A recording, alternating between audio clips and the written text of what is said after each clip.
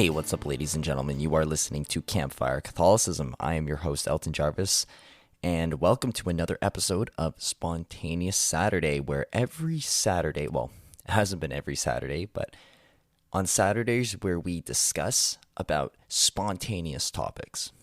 Okay, and so you are watching the second episode. Check out the first episode where we talked about 3 animals that I do not want to encounter in the wild. I was going to say in the wildlife, but that's not the proper way of saying it. Today, we are going to be talking about superheroes and superpowers. I am a really big fan of comic books and anything superhero related. Used to watch a lot of superhero movies growing up as a kid. And I think the reason why that I wanted to do this episode, or why I was reminded to do this topic, was because Zack Snyder's Justice League came out on HBO Max. I don't have HBO Max, but I heard that obviously Zack Snyder's Justice League was a lot better than the flop that we received in the theater. I think it was 2017. I think it was 2017 where Justice League came out. Anyways, that movie was a huge flop. It wasn't good at all. They didn't get the characters right. I did not like watching that movie at all. A couple of superhero cartoons that I used to watch when I was growing up, from the earliest that I could remember. When I was around 6 or 7 years old, I remember my dad me and him would go to Rogers Videos when Rogers had videos that you could rent off of.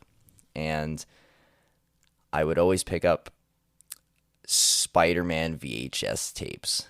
And it was like the old Spider-Man 1991, 1992 animated series with I forget who voiced Spider-Man. But anyways, it was the 1991-1992 Spider-Man the animated series, and it was you can actually watch it on Disney Plus actually, and they really got Spider-Man's character right in that TV show. They really reflected Spider-Man's witty attitude and his wisecracking humor.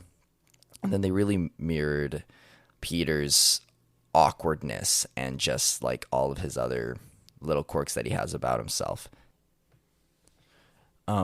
So that was one TV show that I watched a lot growing up. Another one that I also watched when I was really, really young was the old Justice League animated series as well, with Superman. I believe it was Superman, Flash, Batman, Wonder Woman, Green Lantern, Martian Manhunter, and Hawkgirl. I would watch that Justice League animated series and also the Justice League Unlimited animated series. Another reason why I like that too is because they had Michael Rosenbaum as the Flash, and he's such a good voice actor for the Flash. And they had who I think it has been the best Batman of all time. We did have Christian Bale, and he was like a really good live action Batman, but I just mean Batman in general, and that is the voice of Kevin Conroy. Kevin Conroy is such a good voice actor in regards to when he voiced Batman. He also voiced Batman in the Arkham Asylum, Arkham City, and Arkham Knight Batman video games as well. And so that's really, really cool. Comic books and superheroes have always been a thing for me. I think a lot of that had to do with when I was growing up. Everybody gets bullied every now and then. And so I was bullied very, very frequently at one point in my life. And so I would, go to school, and it would somewhat be of a horrible experience. And so I would go back to my comic books. And when I would get home, I would just go back to my comic books, and then I would feel much better about myself because I would be focusing and thinking about using superpowers to help people and not to inflict violence, just to protect the ones that are the most vulnerable and to do good in the world. And, it really taught me at such a young age that whenever you are feeling down, whenever things are not going your way, I think it's like what they say, fast, pray, and give alms. And we do that during Lent, and we should do that in our everyday lives. But for me, that taught me how to give alms. I was imagining giving of myself as a superhero to protect the brokenhearted and to protect those that are vulnerable. And so I think superheroes and comic books, I think they can really teach youth these very good virtues. And of course, like, superheroes are not, they're not real. Like, we don't have those superpowers, but they can teach us how to live a virtuous life and how to live for other people and how to protect the vulnerable, so to say. Now, especially the TV shows that I just briefly mentioned, Spider-Man the animated series and the two Justice League animated series, they have not only very good superhero, like, or well, story arcs, like, but they also have good story arcs involving like the characters of like Peter Parker, Harry Osborn, Mary Jane, and some real life issues that you can even dig deep within. Say your child, if your child loves superhero movies, you can break those down for them. I think superheroes also give us a realm of the supernatural. They are things that we cannot fully explain. I mean, you can explain Spider-Man's powers and the Flash's speed to a certain extent, but usually, in a lot of cases, with a lot of these superheroes, they usually get them by supernatural means or things that are not fully explained by science. And so that kind of is a way to gateway somebody even to thinking about the aspect of God. You know, God is supernatural. He is not of the natural world, the natural universe, yet he has also been a part of the natural world and the natural universe. So that's really cool. I'm going to be sharing 3 superpowers. I was going to say 3 superheroes. 3 superpowers that I always wanted to have and that I have longed for even as a kid. Okay, so the first one, again, going back to Spider-Man, I have always wanted spider powers. I think it would have been really amazing. I mean, the thing is, though, where I live currently, spider powers wouldn't be that much of a asset to me. Like, because I understand why Spider-Man fits so well in cities like New York Cities. There are many, many skyscrapers that he can swing from and crawl from. Whereas where I live, there's not a lot of skyscrapers. I mean, there is like one, I guess you could say, or one and possibly 2. But there's not really a lot of skyscrapers. It's just a lot of buildings. And so I don't think spider powers would have suited me much in that environment. Perhaps I would just move to New York, or I would move to more of a metro, or another city in Canada, such as like Toronto. I think if I was in Toronto, spider powers would be very suitable for that place. Spider powers would be very, very fun to have, especially spider sense. It's a precognitive sixth sense where it's not really seeing the future per se, but you can sense future dangers and then discern what to do with them, but even in a supernatural sense. And so the spider sense has always been something. In the newest Spider-Man movie, Spider-Man Far From Home, he uses his spider sense to fight against Mysterio, and I think they did that scene very well when he just closes his eyes and he just absolutely wrecks all of the attack drones that are like trying to fire at him. It's an incredible scene. In fact, those 2 Spider-Man live action movies have been really well done, and I'm looking forward to seeing what the 3rd movie is going to look like. Okay, so spider powers. That would be one of my choices. Another choice, which is my second choice, and I never really thought about this like superhero power very much until I was in high school. But I really thought a bit about Green Lantern's ring. Green Lantern was a hero that sort of, I think at the time when I was growing up, he was cool, but I think what really ruined him was like the live action Green Lantern movie that we received. And I mean, there's been a lot of memes and a lot of fun poking at that movie.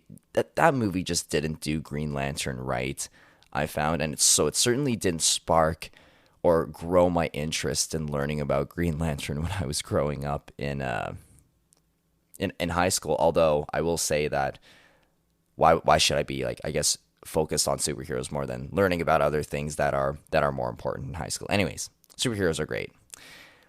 So Green Lantern, more Green Lantern's powers, more specifically the Green Lantern's ring. It's also known as a power ring. That's another name that they usually call it. It grants the wearer incredible and incomprehensible powers and abilities by harnessing willpower. They are considered to be the most powerful weapons in the known universe, or some of the most powerful weapons in the known universe. Now, it is in a different universe than in the Marvel universe. So Spider-Man would be Marvel. So you have Marvel, and then you have DC. And those are like the two universes that are the most popular comic book universes. And so this power ring, this ring is, in the DC universe. Anyways, what's so cool about it is you can use the Green Lantern's power ring to create any constructs that you can think of, so long as you have enough willpower. Like, you can form a giant suit of armor and then walk around it, and you can kind of look like Optimus Prime in a sense of doing it. Or you can, like, I don't know, create a giant minigun if you would want to, or create a spaceship. I mean, there are so many things that you can do with Green Lantern's ring. In some of the comic books, I believe, too, that the Green Lantern's ring can also be used to produce kryptonite and kryptonite radiation. So it can also be used to even fight against Kryptonian threats, such as Superman. Superman is a Kryptonian. A Kryptonian is an alien that uses the solar energy from the sun as energy in order to do some crazy things. They just live off the energy of the sun. But I think due to the way the Earth's gravity is, that's why Superman is able to have superpowers. As our gravity, Earth's gravity, is not the same as Krypton's gravity, which is where he is originally from. I think I've said that properly. I think I did. Other things that you can do with the Green Lantern's power ring is you can create force fields with it if you need to create force fields. I believe you can also phase through solid objects with it as well. Obviously, you can fly, so you can, obviously fly. You can push solid objects with it just by pointing the ring at it, and it can push away. I mean, yeah, there are a lot of things that you can use with the Green Lantern's ring. It just, I guess the limitation that it has is the person's willpower, which, if you read the comics, you have the Yellow Lanterns, which are like the Green Lanterns. I guess you could say it's their rivals or their arch enemies. Just the complete opposite to the Green Lanterns. The Yellow Lantern rings, they use fear and they invoke fear. And so when a Green Lantern person, a person that is in the Green Lantern's corps, because that's what their organization is called, when they are afraid, they can't use the Green Lantern's ring properly because they are afraid. They can't have an active will. And so it kind of teaches, Green Lantern can kind of teach us about the gift of the Holy Spirit, of fortitude, and having courage and bravery to do what is right, even though you have fear of persecution or fear of suffering. It is able to look at the face of fear and look at the face of adversity for what it is, and still continue to have the will to do what is necessary and to do what is right. And so, I guess if I were to teach anybody fortitude or courage, I would teach them about Green Lantern, because that is, he kind of fits the bill with that one, which is cool. And then the last superpower that I want to focus on, which to me is my personal favorite. I mean, these three are good in general, but this one is my first one. It is the powers of the Speed Force. Okay, so the Speed Force, I believe, in DC Comics, I think they situate it to an omnipotent energy that is pushing the growth of the universe forward, and that there are certain people that can tap into the Speed Force. A known person, obviously, that can tap into the Speed Force is that of the Flash.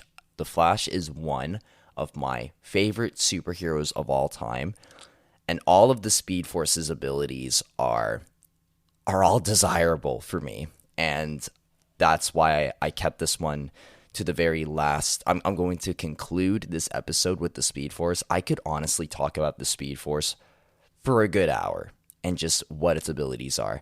And so I'm actually going to look at some of these abilities, and I will share with you what they do.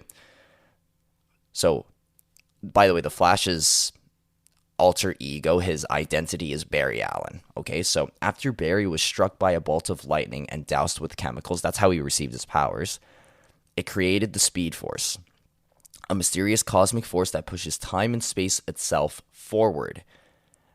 After teaching himself, along with being trained by Fierza, his future self, and we'll get to that later, and Max Mercury, Barry learned a greater, more profound understanding of his powers, helping him gain mastery over them. So, what are his powers? Well, the most frequent one is superhuman speed. So Barry is capable of moving at incredible superhuman speeds. While running, he can only be perceived as a blur. Sounds good so far. Sounds cool. He is far faster than Superman and Supergirl. That is a feat. Superman and Supergirl, as Kryptonians, they are incredibly fast. And was fast enough to repair an entire city without anyone realizing he has ever left the room. He's so fast, in fact, time seems to slow down around him, making him appear to be invisible to others within their relative time frame. Barry has stated, this is where you can kind of put his speed into perspective. Barry has stated that he can clear out the entire population of Tokyo, which is around 38 million people, but that could have grown since then, in only 30 seconds. That is like 1.8 or 1 point something million people every second that he can just move. You would have to be going, I'm not even going to say the number. It is a really big number in order to move that fast. So he's also been in the comic books. I don't know if this was Barry Allen. This might have been Wally West. Wally West, who's another Flash, he once ran so fast that he was everywhere at once, everywhere in the multiverse at once, although he did have to use the kinetic energy of all of those around him, all of the other people of the multiverse. Kinetic energy being, well, movement. Okay, so, well, in order for him to move that fast, the Flash also has superhuman reflexes, obviously. I mean, you can't just run that fast and not be able to react that quick as well, so he has to be able to have superhuman reflexes in order to react. So there's that. Superhuman stamina, obviously, in order for him to run that fast. And he has to also be able to run that long as well. So he has superhuman stamina, superhuman agility.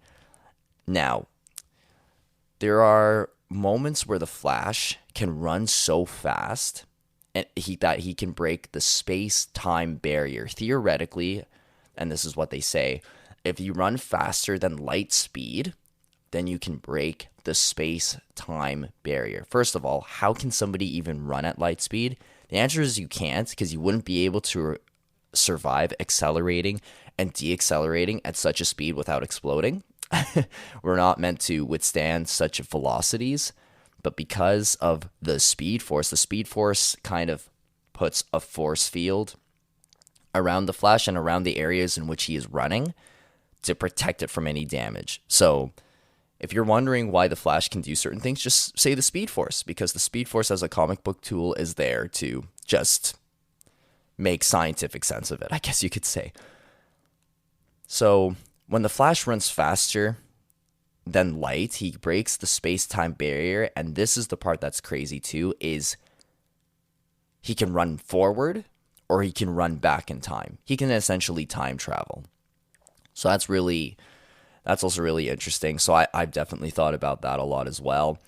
And I guess the last thing that I want to mention is if he's wounded, he can just run into the Speed Force, into this energy, and stay there and heal up. And then he can come back and fight again. Or he can even pull people into the Speed Force and trap them there for eternity. So The Flash, in a sense. Oh, sorry. One more. I have one more power that I want to reflect on before we finish off this episode. The Flash also has this ability. There are other comic book characters that also have this ability, and this is why I solidified the Flash as at least top 5 most powerful superhero in the DC comics. This isn't counting any other character. Like, I'm saying superhero. He's at least top 5.